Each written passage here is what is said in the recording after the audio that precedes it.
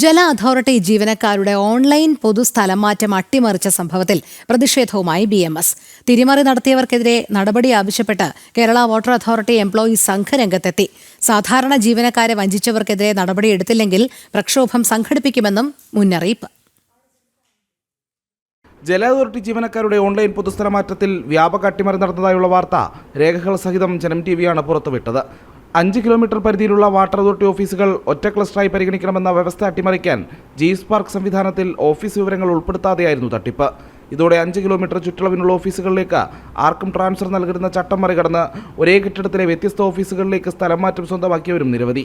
സാധാരണ ജീവനക്കാർക്ക് സ്വാഭാവിക നീതിപ്രകാരം ലഭ്യമാകേണ്ട സ്ഥലംമാറ്റം അട്ടിമറിച്ചതിൽ പ്രതിഷേധവുമായി BMS യൂണിയനായ കേരള വാട്ടർ അതോറിറ്റി എംപ്ലോയീസ് സംഘം രംഗത്തെത്തി.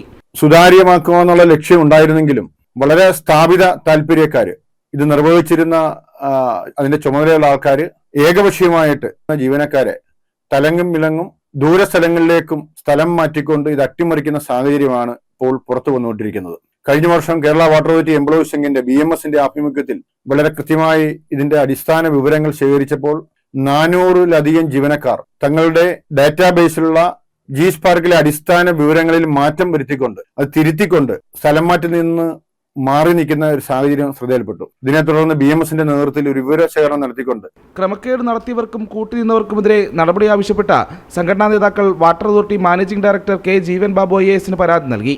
തിരുവനന്തപുരം, ആലപ്പുഴ, എറണാകുളം, തൃശൂർ, കോഴിക്കോട് ജില്ലകളിലാണ് ക്രമക്കേടുകൾ വ്യാപകം. 3 വർഷം ഒരേ ഓഫീസിൽ ജോലി ചെയ്യുന്നവരെ സ്ഥലം മാറ്റുന്നത് തടയാൻ ജോലി ചെയ്ത കാലാവധി കുറച്ചു കാട്ടിയുള്ള തട്ടിപ്പും നേരത്തെ കണ്ടെത്തിയിരുന്നു.